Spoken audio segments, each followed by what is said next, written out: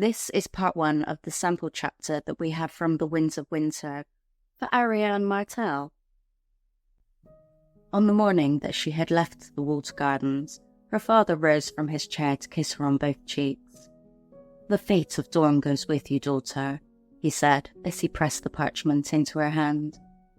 "Go swiftly, go safely. Be my eyes and ears and voice. But most of all, take care." "I will, father." She did not shed a tear. Arianne Martell was a princess of Dorne, and Dornishmen did not waste water lightly. It was a near thing, though. It was not her father's kisses, nor his hoarse words that made her eyes glisten, but the effort that brought him to his feet, his legs trembling under him, his joints swollen and inflamed with gout. Standing was an act of love. Standing was an act of faith. "He believes in me. I will not fail him." 7 of them set out together on 7 Dornish sand steeds. A small party travels more swiftly than a large one, but the heir to Dorne does not ride alone. From God's grace came Sir Damon Sand, the bastard, once Prince Oberyn's squire, now Arianne's sworn shield. From Sunspear, 2 bold young knights, Joss Hood and Garibaldi Shells, to lend their swords to his. From the walled gardens, 7 ravens and a tall young lad to tend them. His name was Nate, but he had been working with the birds so long that no one called him anything but Feathers. And since Princess must have some women to attend her, her company also included pretty Jane Lady Bright and wild Elia Sand, a maid of 10 and 4. They struck out north by northwest, across dry lands and parched plains, and pale sands towards Ghost Hill, the stronghold of House Toland, where the ship that would take them across the Sea of Dorne awaited them. "Send a raven whenever you have news," Prince Doran told her. "But report only what you know to be true. We are lost in fog here, besieged by rumours, falsehoods and travellers' tales.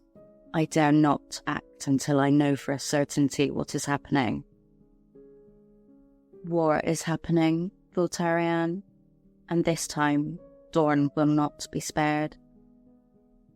Doom and death are coming, Ellaria Sand had warned them before she took her own leave from Prince Doran. "It is time for my little snakes to scatter, the better to survive the carnage." Ellaria was returning to her father's seat at Hellholt. With her went her daughter Loreza, who had just turned 7. Doria remained at the walled gardens, one child amongst 100. Obella was to be dispatched to Sunspear, to serve as the cupbearer to the wife of the Castellan, Mabfrey Martell. And Elia Sand, the oldest of the 4 girls that Prince Oberyn had fathered on Ellaria, would cross the Sea of Dorne with Arianne. As a lady, not a lance, her mother said firmly. But like all sand snakes, Elia had her own mind. They crossed the sands in 2 long days and the better part of 2 nights, stopping thrice to change their horses. It was a lonely time for Arianne, surrounded by so many strangers. Elia was her cousin, but half a child, and Damon Sand. Things had never been the same between her and the bastard of God's grace after her father refused his offer for her hand. He was a boy then, and bastard-born, no fit consort for a princess of Dorne. He should have known better. And it was my father's will, not mine. The rest of her companions she hardly knew at all. Arianne missed her friends. Dre and Garen and her sweet-spotted Silver had been a part of her since she was little, trusted confidants who had shared her dreams and secrets, cheered her when she was sad, helped her face her fears. One of them had betrayed her, but she missed them all the same. It was my own fault. Arianne had made them part of her plot to steal off with Myrcella Baratheon and crown her queen, an act of rebellion meant to force her father's hand. But someone's loose tongue had undone her. The clumsy conspiracy had accomplished nothing, except to cost poor Marcella part of her face, and Sir Aris Oakhart his life. Arianne missed Sir Aris too, more than she would ever have thought. He loved me madly, she told herself, yet I was never more than fond of him. I made use of him in my bed and in my plot, took his love and his honour, gave him nothing but my body. In the end, he could not live with what we'd done. Why else would her white knight have charged right into Arya Hotar's long axe and die the way he did? I was a foolish, willful girl, playing at the Game of Thrones like a drunkard rolling dice. The cost of her folly had been dear. Dre had been sent across the world to Norvos, Garen exiled to Tyrosh for 2 years, her sweet, silly, smiling Silva married off to Eldon Estamont, a man old enough to be her grandsire. Sir Aris had paid with his life's blood, Marcella with an heir. Only Sir Gerald Dane had escaped unscathed. Darkstar. If Marcella's horse had not shied at the last instant, his longsword would have opened her from chest to waist, instead of just taking off her ear. Dane was her most grievous sin, the one that Arianne most regretted. With one stroke of his sword, he had changed her botched plot into something foul and bloody. If the gods were good, by now Obara Sand would have treed him in his mountain fastness and put an end to him. She said as much to Damon Sand that first night, as they made camp. "Be careful what you pray for, princess," he replied. Darkstar could put an end to Lady Obara just as easily. She has Arya Hotar with her. Prince Doran's captain of guards had dispatched Sir Aris Oakhart with a single blow, though the Kingsguard was supposed to be the finest knights in all the realm. No man can stand against Hotar. Is that what Darkstar is? A man? Sir Damon grimaced. A man would have not done what he did to Princess Marcella. Sir Gerald is more a viper than your uncle ever was. Prince Oberyn could see that he was poison. He said so more than once. It's just a pity that he never got around to killing him. Poison, thought Arianne. Yes. Pretty poison, though. That was how he'd fooled her. Gerald Dane was hard and cruel, but so fair to look upon that the princess had not believed half the tales she'd heard of him. Pretty boys had ever been her weakness, particularly the ones who were dark and dangerous as well. That was before, when I was just a girl, she told herself. I am a woman now, my father's daughter. I have learned that lesson. Come break of day, they were off again. Elia Sand led the way, her black braid flying behind her as she raced across the dry, cracked plains and up into the hills. The girl was mad for horses, which might be why she so often smelled like one, to the despair of her mother. Sometimes, Arianne felt sorry for Ilaria, 4 girls and every one of them her father's daughter. The rest of the party kept a more sedate pace. The princess found herself riding beside Sir Damon, remembering other rides when they were younger, rides that often ended in embraces, when she found herself stealing glances at him, tall and gallant in the saddle. Arianne reminded herself that she was heir to Dorne, and him no more than her shield. Tell me what you know of this John Connington, she commanded. He's dead, said Damon Sand. He died in the disputed lands. Of drink, I've heard it said. So, a dead drunk leads this army. Perhaps this John Connington is a son of that one, or just some clever sellsword who has taken on a dead man's name. Or he never died at all. Could Connington have been pretending to be dead for all these years? That would require patience worthy of her father. The thought made Arianne uneasy. Treating with a man that subtle would be perilous. What was he like before he died? I was a boy at Godgrace when he was sent into exile. I never knew the man. Then tell me what you've heard of him from others. As my princess commands. Connington was the lord of Griffin's Roost, when Griffin's Roost was a lordship worth having. Prince Rhaegar's squire, or one of them. Later, Prince Rhaegar's friends and companion.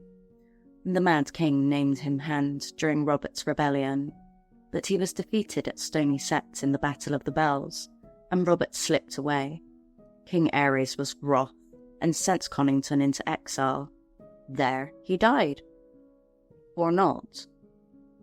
Prince Doran had told her all of that. There must be more. Those are just the things he did. I know all that. What sort of man was he? Honest and honourable? Venal and grasping? Proud? Proud for a certainty, even arrogant. A faithful friend to Rhaegar, but prickly with others. Robert was his liege, but I've heard it said that Connington chafed at serving such a lord. Even then, Robert was known to be fond of wine and whores. No whores for Lord John, then? I could not say. Some men keep their whoring secret. Did he have a wife? A paramour? Sir Damon shrugged. Not that I've ever heard. That was troubling too. Sir Aris Hoakhart had broken his vows for her, but it did not sound as if John Connington could be similarly swayed. Can I match such a man with words alone? The princess lapsed into silence, all the while pondering what she would find at her journey's end. That night, when they made camp, she crept into the tent she shared with Jane Lady Bright and Elia Sand, and slipped the bit of parchment out of her sleeve to read the words again. To Prince Doran of House Martell, you will remember me, I pray. I knew your sister well, and was a loyal servant of your good brother. I grieve for them as you do. I did not die, no more than your sister's son. To save his life, we kept him hidden, but the time for hiding is done. A dragon has returned to Westeros to claim his birthright and seek vengeance for his father, and for the Princess Elia, his mother. In her name, I turn to Dorne. Do not forsake us.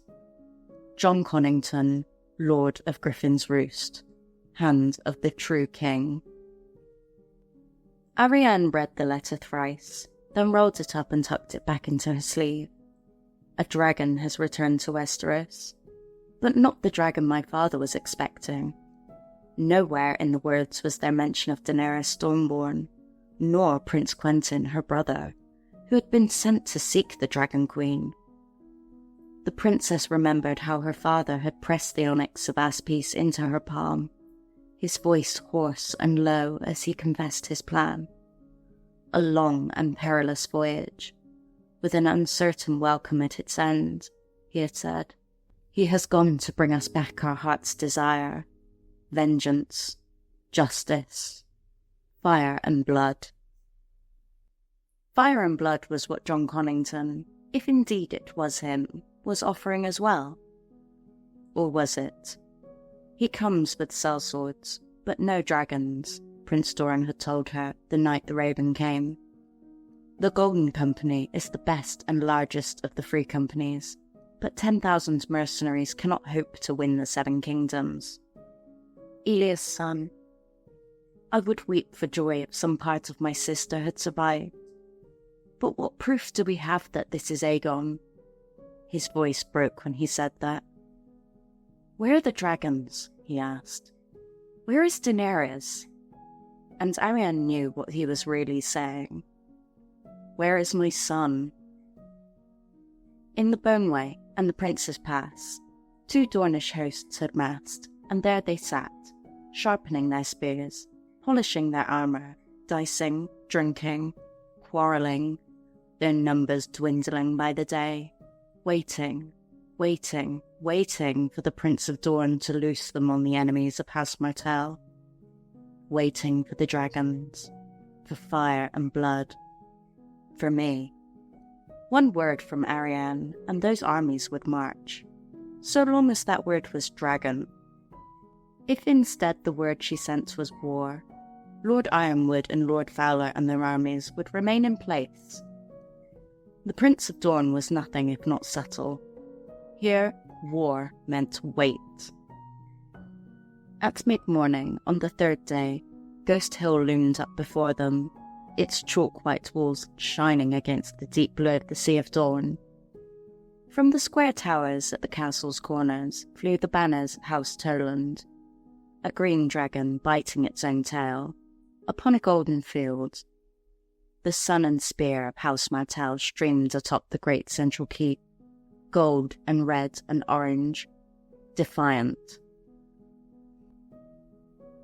Ravens had flown ahead to warn Lady Toland of their coming, so the castle gates were open, and Numella's eldest daughter rode forth with her steward to meet them near the bottom of the hill. Tall and fierce, with a blaze of bright red hair tumbling about her shoulders. Verena Toland greeted Arianne with a shout of, "Come at last, have you? How slow are those horses?" "Swift enough to outrun yours to the castle gates." "We will see about that." Verena wheeled her big red round and put her heels into him, and the race was on. Through the dusty lanes of the village at the bottom of the hill as chickens and villagers alike scrambled out of their path.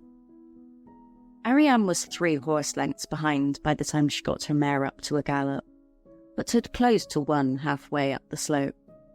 The 2 of them were side by side as they thundered towards the gatehouse, but 5 yards from the gates, Elia Sand came flying from the cloud of dust behind them, to rush past both of them on her black filly. "Are you half-horse, child?" Verena asked, laughing in the yard. "Princess, did you bring a stable girl?" "I'm Elia," the girl announced. "Lady Lance." Whoever hung that name on her has much to answer for. Like as not, it had been Prince Oberyn, though, and the Red Viper had never answered to anyone but himself. "The girl jouster," Verena said. "Yes, I've heard of you. Since you were the first to the yard, you've won the honour of watering and bridling the horses." "And after that, find the bathhouse," said Princess Arianne. Elia was chalk and dust from heels to hair. That night, Arianne and her knights supped with Lady Numella and her daughters in the great hall of the castle. Tiora, the younger daughter, had the same red hair as her sister, but elsewise could not have been more different. Short, plump, and so shy she might have passed for a mute, she displayed more interest in the spiced beef and honeyed duck than in the comely young knights at the table, and seemed content to let her lady mother and her sister speak for House Toland. "We have heard the same tales here that you have heard at Sunspear," Lady Numella told them as her serving man poured the wine. "Sellswords landing on Cape Wrath, castles under siege or being taken, crops seized or burned. Where these men come from and who they are, no one is certain." "Pirates and adventurers, we heard at first," said Verena. "Then it was supposed to be the Golden Company. Now it's said to be John Connington, the Mad King's hand, come back from the grave to reclaim his birthright. Whoever it is, Griffin's Roost has fallen to them. Rainhouse, Crow's Nest, Mistwood, even Greenstone on its island, all taken." Arianne's thoughts went at once to her sweet-spotted silver. Who would want Greenstone? Was there a battle? "Not that we have heard, but all the tales are garbled." "Tarth has fallen too, some fisherfolk will tell you," said Verena. "These sellswords now hold most of Cape Wrath and half the stepstones. We hear talk of elephants in the Rainwood." "Elephants?" Arianne did not know what to think of that. "Are you certain? Not dragons?" "Elephants," Lady Numella said firmly. "And krakens off the broken arm, hulling under crippled galleys," said Verena. "The blood draws them to the surface, our maester claims. There are bodies in the water. A few have washed up on our shores, and that's not half of it. A new pirate king has set up on Torturous Deep. The Lord of the Waters, he styles himself. This one has real warships, 3-deckers, monstrous large. You were wise not to come by sea." Since the red wine fleet has passed through the stepstones, those waters are crawling with strange sails, all the way north to the Straits of Tarth and Shipbreakers Bay. Mermen, Volantines, Lysini, even reavers from the Iron Islands. Some have entered the Sea of Dorn to land men on the south shore of Cape Wrath. We found a good fast ship for you, as your father commanded. But even so, be careful.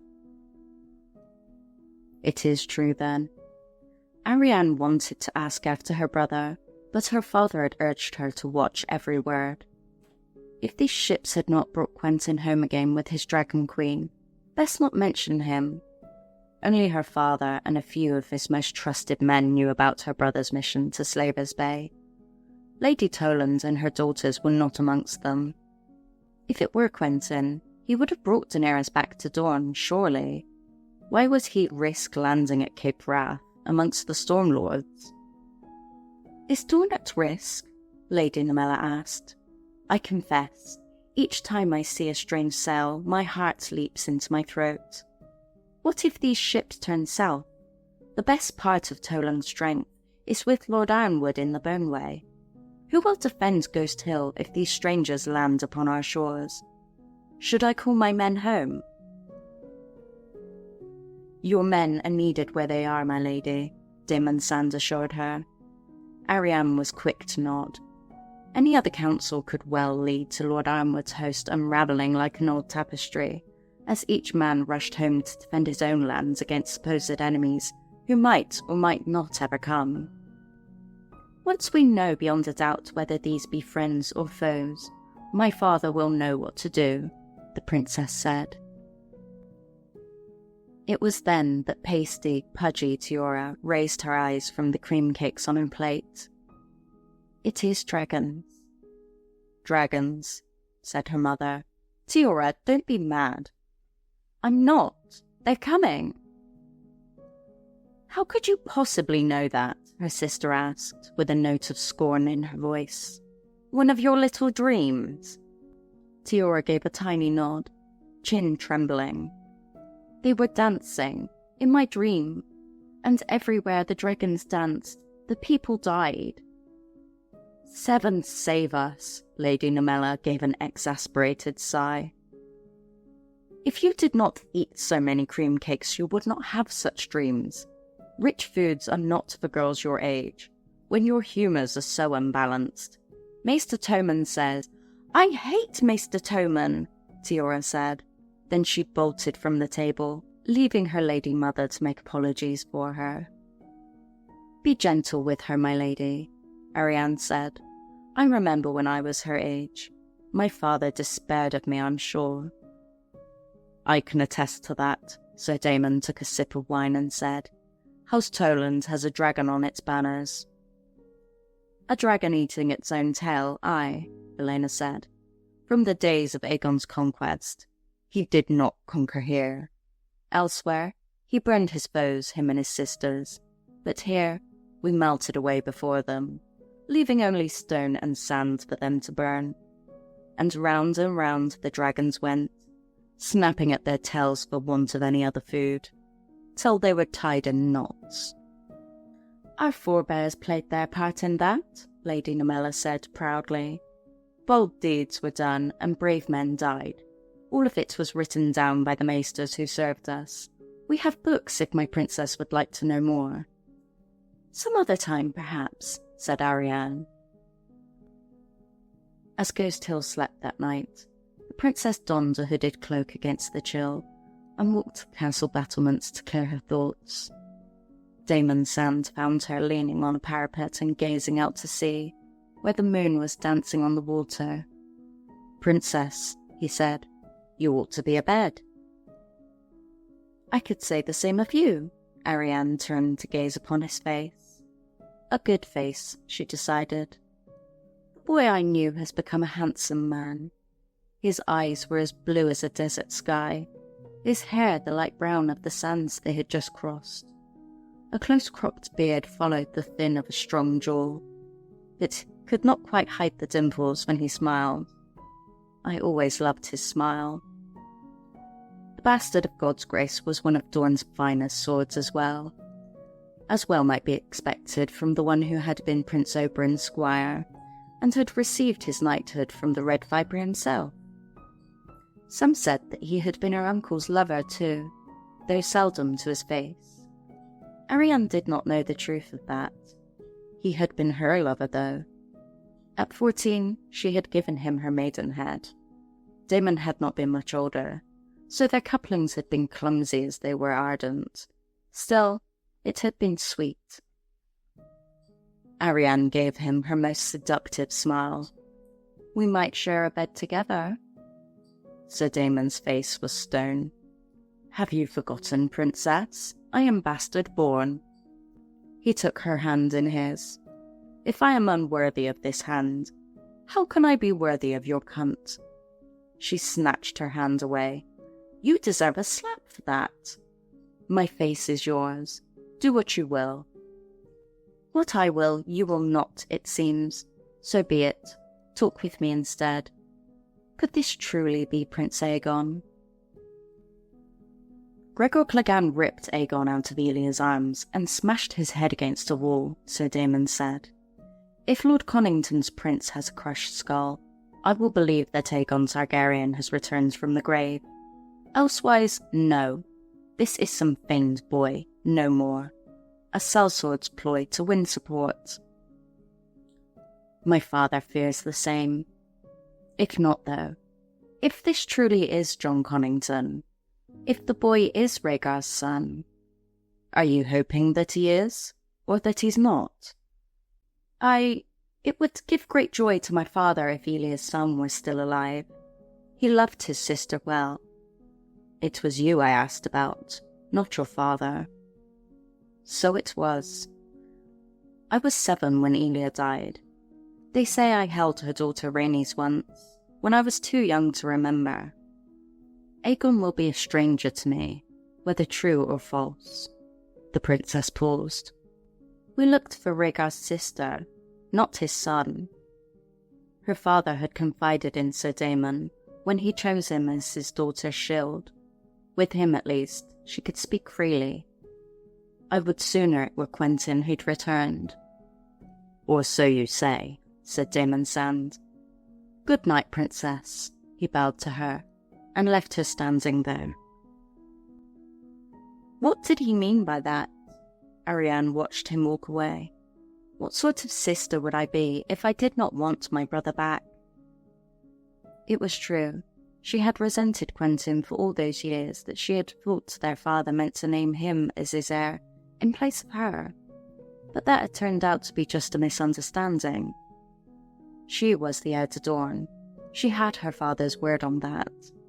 Quentyn would have his dragon queen, Daenerys.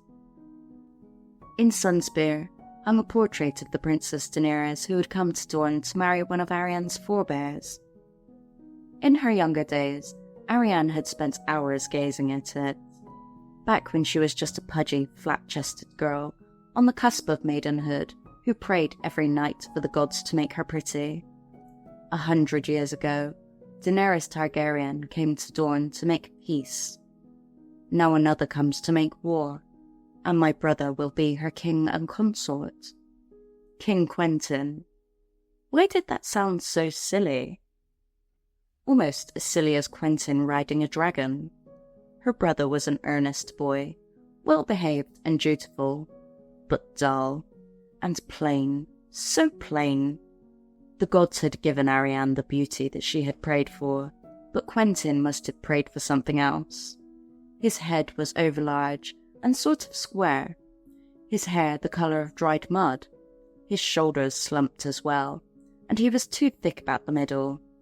He looked too much like father. "I love my brother," said Arianne, though only the moon could hear her. Though, if truth be told, she scarcely knew him. Quentyn had been fostered by Lord Anders of House Ironwood, the blood royal, the son of Lord Ormond Ironwood and the grandson of Lord Edgar. In his youth, her uncle Oberyn had fought a duel with Edgar, had given him a wound that mortified and killed him. After that, Men called him the Red Viper, and spoke of poison on his blade. The Ironwoods were an ancient house, proud and powerful. Before the coming of the Rhoynar, they had been kings over half of Dorne, with domains that dwarfed those of House Martell. Blood feud and rebellion would surely have followed Lord Edgar's death, had not her father acted at once. The Red Viper went to Old Town, thence across the narrow sea to Lies, though none dared call it exile, and in due time Quentyn was given to Lord Anders to foster as a sign of trust. That helped to heal the breach between Sunspear and the Ironwoods, but it had opened new ones between Quentyn and the Sand Snakes, and Arianne had always been closer to her cousins than to a distant brother. "We are still the same blood, though," she whispered. "Of course I want my brother home. I do."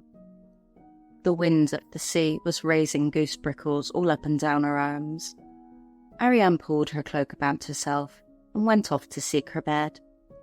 Their ship was called the Peregrine. They sailed upon the morning tides. The gods were good to them, the sea calm. Even with good winds, the crossing took a day and a night. Lady Jane Bright grew greensick and spent most of the voyaging spewing, which Elia Sand seemed to find hilarious. "Someone needs to spank that child," Joss Hood was heard to say, but Elia was amongst those who heard him say it. "I am almost a woman grown, sir," she responded haughtily. "I'll let you spank me, though. But first, you'll need to tilt with me and knock me off my horse." "We are on a ship, and without horses," Joss replied. "And ladies do not joust," insisted Sir Garibald Shells, a far more serious and proper young man than his companion. "I do. I'm Lady Lance." Arianne had heard enough.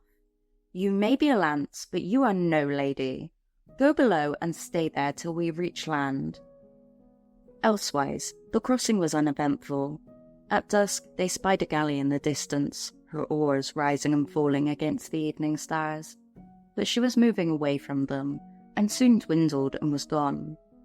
Arianne played a game of Savas with Sir Damon, and another one with Garibald Shells, and somehow managed to lose both. Sir Garibald was kind enough to say that she played a gallant game, but Damon mocked her. "You have other pieces besides the dragon, princess. Try moving them sometime." "I like the dragon." She wanted to slap the smile off his face, or kiss it off perhaps. The man was as smug as he was comely. Of all the knights in Dorne, why did my father choose this one to be my shield? He knows our history. "It is just a game. Tell me of Prince Viserys." "The Beggar King?" Sir Damon seemed surprised. "Everyone says that Prince Rhaegar was beautiful. Was Viserys beautiful as well?" "I suppose. He was a Targaryen. I never saw the man." The secret pact that Prince Doran had made all those years called for Arianne to be wed to Prince Viserys, not Quentyn to Daenerys. It had all come undone on the Dothraki Sea when he was murdered, crowned with a pot of molten gold. "He was killed by a Dothraki Khal," said Arianne, "the Dragon Queen's own husband." "So I've heard. What of it?" "Just why did Daenerys let it happen? Viserys was her brother, all that remained of her own blood. The Dothraki are a savage folk. Who can know why they kill? Perhaps Viserys wiped his arse with the wrong hand." "Perhaps," thought Arianne. Or perhaps Daenerys realized that once her brother was crowned and wed to me, she would be doomed to spend the rest of her life sleeping in a tent and smelling like a horse. "She is the Mad King's daughter," the princess said. "How do we know?" "We cannot know," Sir Damon said. "We can only hope." And that's part 1 of the sample chapter that we have for Arianne Martell from The Winds of Winter. What do you think? Don't forget to like and subscribe, and I'll see you next time. Cheerio.